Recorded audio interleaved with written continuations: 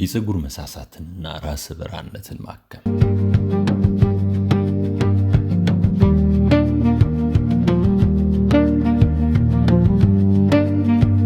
የፀጉር መርገፍን ስለማስቆም እናውራ። ፀጉራችሁ ባለበት እንዲያምር እንዳይሳስ ብሎም እንዲያድግላችሁ የምትፈልጉ ቁጥር 1 ምርጥ ምግብ ምን እንደሆነ እጠቁማለሁ እንጂ። የፀጉር መርገፍ ዋነኛ መንስኤ የአንድሮጂን ሆርሞን ሲሆን ውጤቱም አንድሮጄኒክ ይባላል። ወጥ ወይም በስርዓቱ የሚከናወን ራሰ በራነት። ወንዶች ፀጉራቸውን በላይኛው የራስ ቅል ክፍል ሲያጡ፣ ሴቶችን በተመሳሳይ አካባቢ ነገር ግን በሳሳ ሁኔታ የሚጋፈጡት የተፈጥሮ ሂደት ነው። አንድ የፀጉር ቅንጣት እንውሰድ።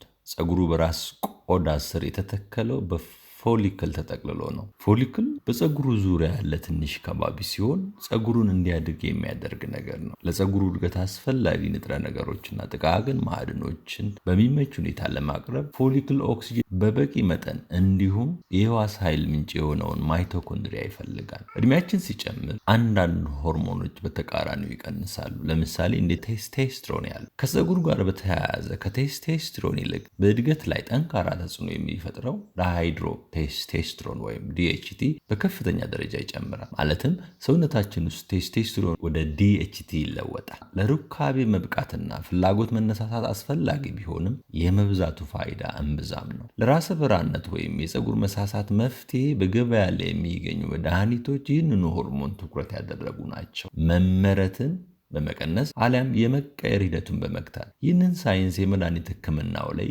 በትኩረት እንመለከታለን። ለአሁኑ ሂደቱን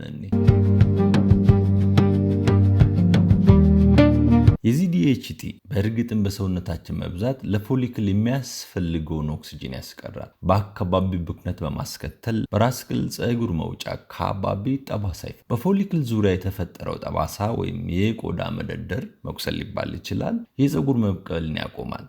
መደበኛ የራስ ቅል ቆዳ የዲኤችቲ በሰውነት ከሚፈለገው መብለጥ፣ መመንጨትና መሰራት በሚከስቱት የቴክስቸር ለውጥ በተለይ ራሰ በራነታቸው በጎላ ሰዎች የራስ ቅላቸው አንጸባራቂ የሚሆነው ከጠባሳነት የተነሳ ነው። ይህ የአንድሮጄኒክ ራሰ በራነት አፈጣጠር መሰረታዊ ሳይንስ ሲሆን እድሜ ብቻ ግን ምክንያቱ እንዳይደለ የሚያሳብቅ በርካታ ሰዎች በስተርጅና ባለሙሉ ፀጉር ሆነው መገኘታቸው ነው። ለእያንዳንዱ ሰው አወቃቀር ወሳኝ የሆነው ዘረመልና የኢንሱሊን ተቋቁሞ ወይም ሬዚስተንስ ለዲኤችቲ መጠን ጭማሮ ተጠያቂ ናቸው። የዘረመል ቅንጣት በሁለት መንገዶች ለዚህ ሆርሞን ጭመራ ወይም ተግባር አስተዋጽኦን ያበረክታል።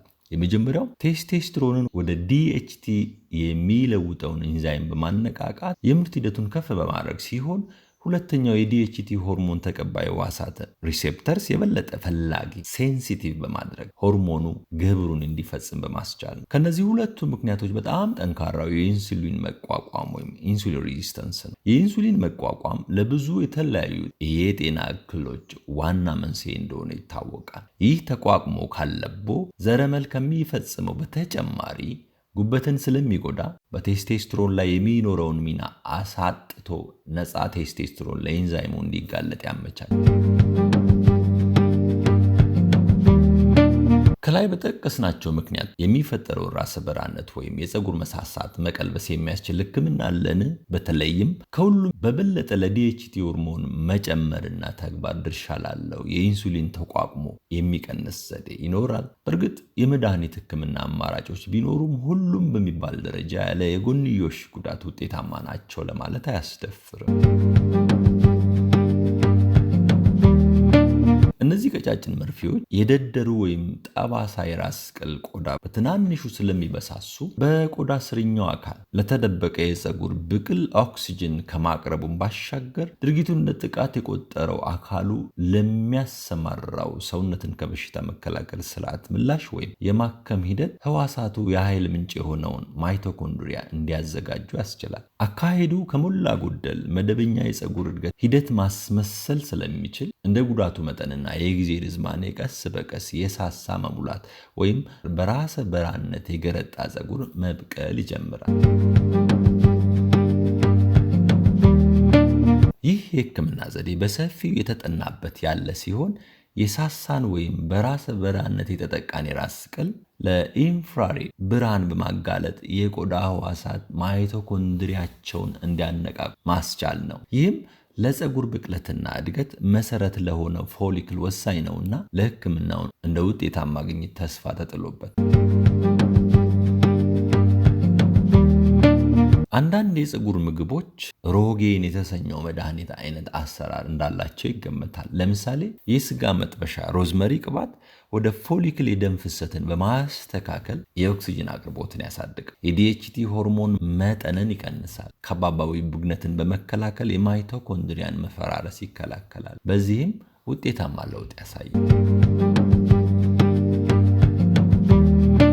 የፀጉርን ጤንነት ለመጠበቅና ያልተቋረጠ እድገቱን ለማስቀጠል ምግብ ከምንም በላይ የተሻለ አማራጭ ነው። ጉበት ለፀጉር እድገት በጣም አስፈላጊ የሆነ ሄማይረን የተሰኘ ንጥረ ነገር ሲይዝ ዚንክ፣ ኮፐር እና ሴሌኒየምም አለ። ቀይ ሽንኩርት የፀጉር መሳሳትን በመከላከልና ራሰ በራነትን በማከም ከሚጠቀሱ ምግቦች ሁለተኛ። ኮርሲቲን የሚባል ጸረ ብግነት ንጥረ ነገር ስላለው የፎሊክል ዙሪያ ቆስሎ የቆዳ መደደር ወይም መቆጣት እንዳይከሰትና ከባቢው ሁሌም መደበኛውን ተፈጥሮ ይዞ እንዲቆይ አስችሎ የፀጉር እድገትን ጤናማ ያደርጋል። ጥቅል ጎመን ከምንመገባቸው ቅጠላማ የምግብ አይነቶች የተሻለ የቫይታሚን ሲ ስለሚገኝበትና ከ600 በላይ በፀጉር ሆርሞን ላይ ተጽዕኖ ሊፈጥሩ የሚችሉ ንጥረ ነገሮችና ጥቃቅን ማዕድኖች በመኖራቸው እንዲሁም የዱባ ፍሬ በቂ የማግኒዚየም ክምችት ስላለው ሌሎችም ጥቃቅን ማዕድናትን ስለያዘ ቴስቴስትሮንን ወደ ዲኤችቲ ሆርሞን የሚቀይረውን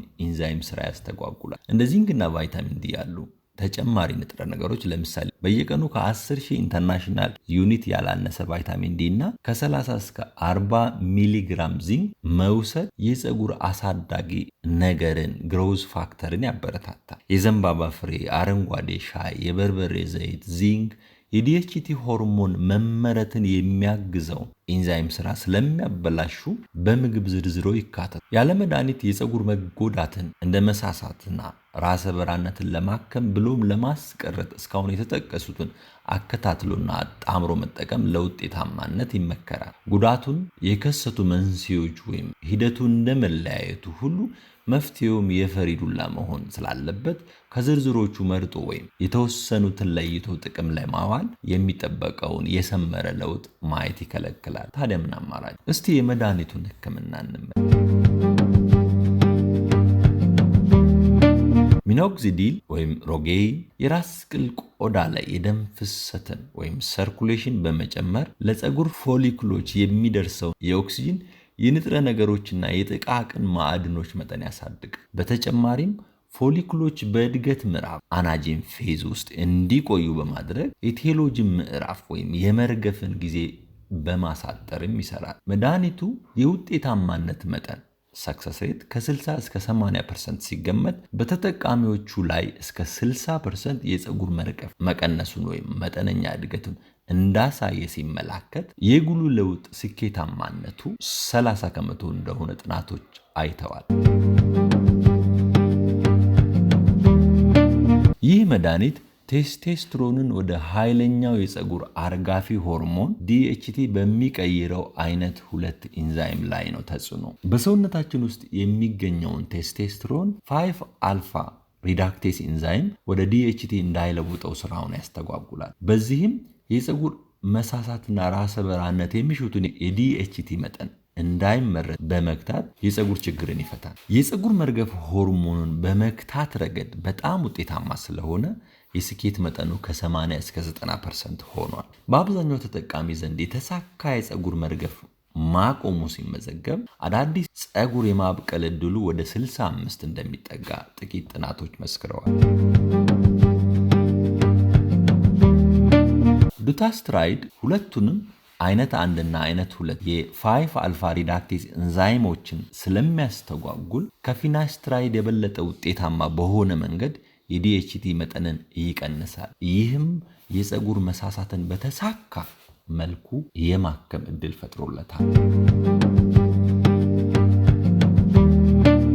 ስፓይሩኖላክቶን ከሌሎች በተለየ የአንድሮጂን ተቀባይ ላይ ይሰራል። መድኃኒቱ የአንድሮጂንን ተቀባይ ስራ ይገታል። ቴስቴስትሮንና ዲኤችቲ ሆርሞኖች በፀጉር ፎሊክል ውስጥ ካሉ ተቀባዮች ወይም ሪሴፕተር ጋር እንዳይገናኙ በመከላከል የሆርሞኖችን ተጽዕኖ ይገድባል። ይህም በተለይ ለፀጉር መሳሳትና ራሰ በራነት በዋና ምክንያትነት ለሚጠቀሰው ዲኤችቲ ሆርሞን ምላሽ ሰጭ አካላትን በማሳጣት ሂደቱን በአጭሩ ይቀጫል። የጎንዮሽ ጉዳት የከፋ ስለሆነ በተለይ ሴቶች ቢጠቀሙ ይመከራል።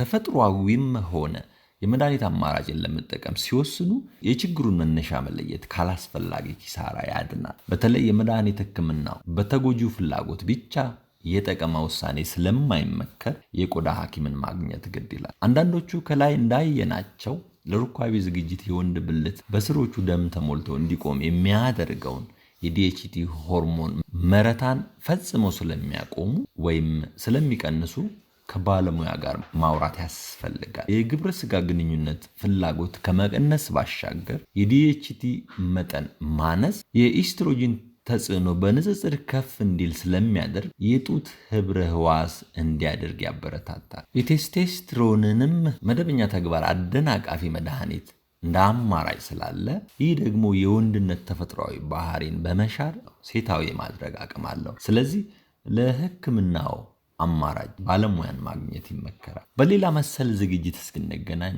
መረጃውን ተግባራዊ ያደረጉ በሰላም ይኩረሙ። ለቤቱ አዲስ ከሆኑ ሰብስክራይብ ማድረግ ካስደሰተው ላይክ፣ እንዲሁም የሐሳብ ልውውጥ ኖሮ የመፍትሄ አካልነቱ ከጎላ ወይም እንዲጨምር አስተያየቶን ኮሜንቱ ውስጥ ያስቀምጡ።